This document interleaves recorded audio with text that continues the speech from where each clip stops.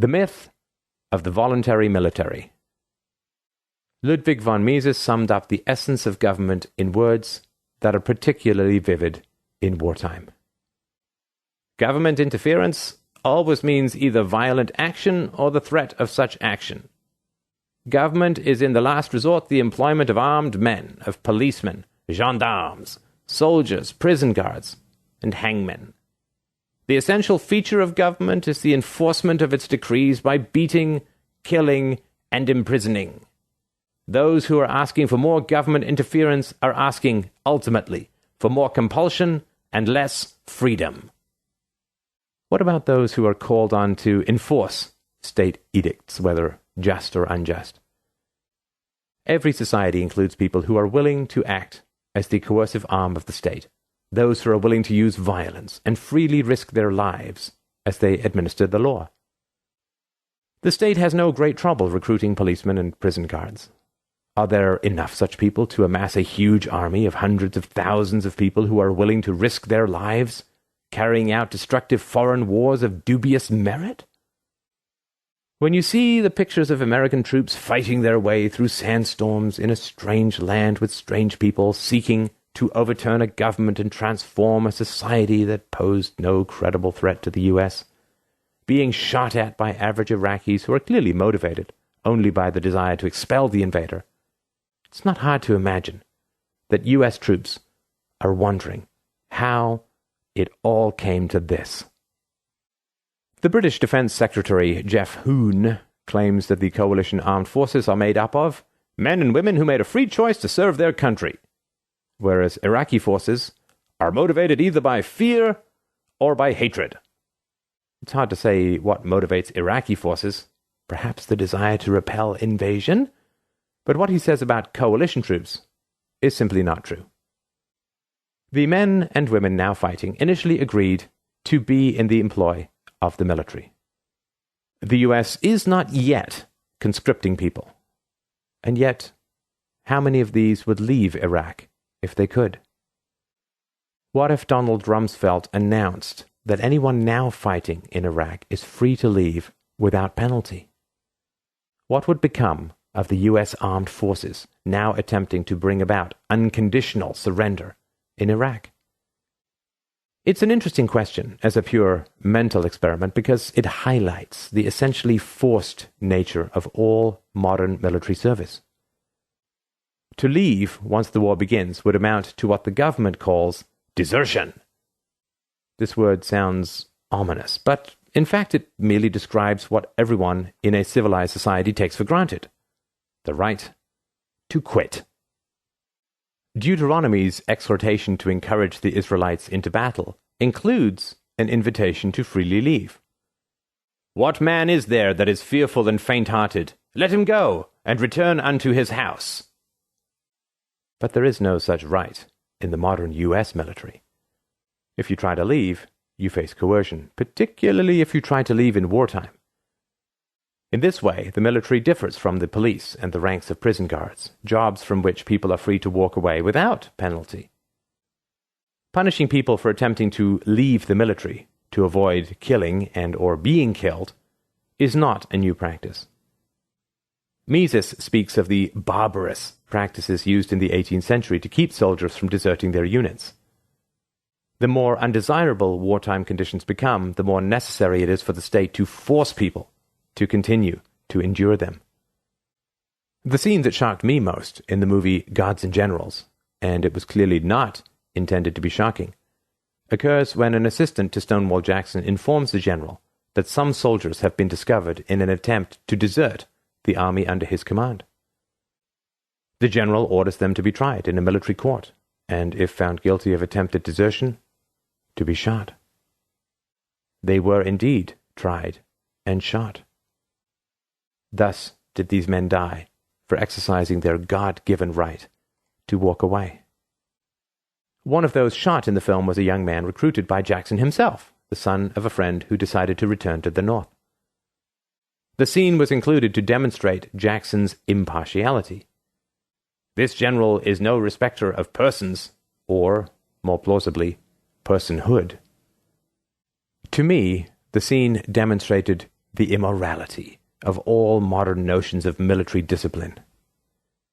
As the movie shows, the South believed it was fighting for the right of self-government, which required that the states be able to exercise their right to leave an increasingly despotic union. But the military command would not allow their soldiers to secede. The Confederate generals believed that the union must be voluntary, but the army itself must be kept together through coercion. Of course, Northern armies employed the same practice. Many Union troops believed they were fighting against slavery, which amounts to nothing more than forbidding people from exercising their right to flee their alleged owners. But the imposition of the death penalty for soldiers choosing not to fight, that is, to flee their military owners, was assumed to be a normal part of military discipline.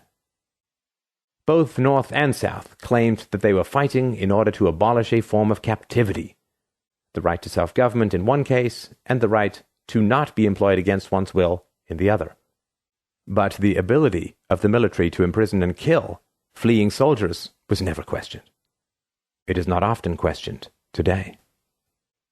The scene parallels the opening sequence in the movie Enemy at the Gates, when Russian troops in boats are being bombed from the air by German planes. Russian troops begin to jump in the water to get away. Their Russian commander starts to unload his pistol as they leap. The viewer is rightly shocked by this incredible display of totalitarian brutality. Yet, in essence, what we are seeing is nothing more than a fast-forwarded version of the court-martial death penalty scene in Gods and Generals. Both scenes underscore a reality hardly ever discussed. All modern armies are essentially totalitarian enterprises. Once you sign up for them or are drafted, you are a slave. The penalty for becoming a fugitive is death. Even now, the enforcements against mutiny, desertion, going AWOL, or what have you, are never questioned. This is remarkable, if you think about it. Imagine that you work for Walmart but find the job too dangerous and try to quit. You are told that you may not, so you run away. The management catches up to you and jails you. You refuse to go and resist. Finally, you are shot. We would all recognize that this is exploitation, an atrocity, a crime, a clear example of the disregard that this company has for human life. The public outrage would be palpable. The management, not the fleeing employees, would be jailed or possibly executed. Murray Rothbard frames the question nicely. In what other occupation in the country are there severe penalties, including prison and in some cases execution for desertion, for quitting the particular employment? If someone quits General Motors, is he shot at sunrise? The military has done a study of what causes people to go AWOL, concluding that the practice tends to increase in magnitude during wartime, and when the army is attempting to restrict the ways that soldiers can exit service through administrative channels. The same study profiles the deserters, as compared with non-deserters, as less educated, having a lower aptitude, more likely to be from broken homes, etc. All the usual reasons why a person is so dishonorably disinclined to want to be killed. Finally, this study examined the effects of desertion on the individual, concluding that choosing to be disemployed from the ranks of the armed and dangerous causes loss of self-esteem and confidence, as well as embarrassment and even shame. Well, what else would you expect from someone who has chosen a certain path and failed to meet the necessary requirements and or sustain the fortitude to meet those requirements?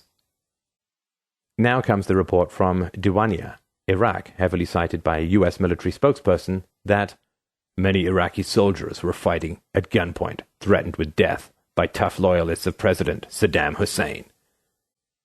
"The officers threatened to shoot us unless we fought," said a wounded Iraqi from his bed in the American field hospital there. "They took out their guns and pointed them and told us to fight." It could be that the captured soldiers are only trying to win sympathy, but it would hardly be surprising if it were true. To force people to fight when they would rather not is the very essence of modern military organization. In modern practice, there is no such thing as a voluntary military. Whether you are forced into the machine or not, via conscription or via payments in tax dollars, once you are a cog, you must stay in, no matter how much grinding you do or how much you are ground. The slave-like nature of the military commitment has no expiration date. Yes, there are contracts, but the military can void them whenever it so desires. Predictably, it desires to void these contracts through so-called stop-loss regulations when the enlisted most want to leave, when they must kill and risk being killed. All branches of the military have implemented these stop-loss regulations because of the war on terror. This amounts to the nationalization of human beings. Still, one wonders how much the ranks of the militarily employed would shrink in absence of anti-desertion enforcement. If modern presidents had to recruit the way barons and lords recruited, and if they constantly faced the prospect of mass desertions, they might be more careful about getting involved in unnecessary, unjust, unwinnable wars, or going to war at all. Peace would take on a new value, out of necessity. When going to war, they might be more careful to curb their war aims and match war strategies with those more limited aims. In fact, we might discover, through the study of the history of anti-desertion statutes, the key to the transition from the limited war and decentralized military of the medieval world to the mass murder of the modern total war. The legalization of desertion might provide the very key to bringing about a more humane world. In the meantime, U.S. officials would do well to stop complaining that Iraqi soldiers are being forced to serve and forced to kill. A press release from the Air Force announcing its new stop-loss rule says, "We understand the individual sacrifices that our airmen and their families will be making. We appreciate their unwavering support and dedication to our nation." One might even have a greater appreciation for their sacrifice, even if not their mission, if one knew that it were undertaken willingly.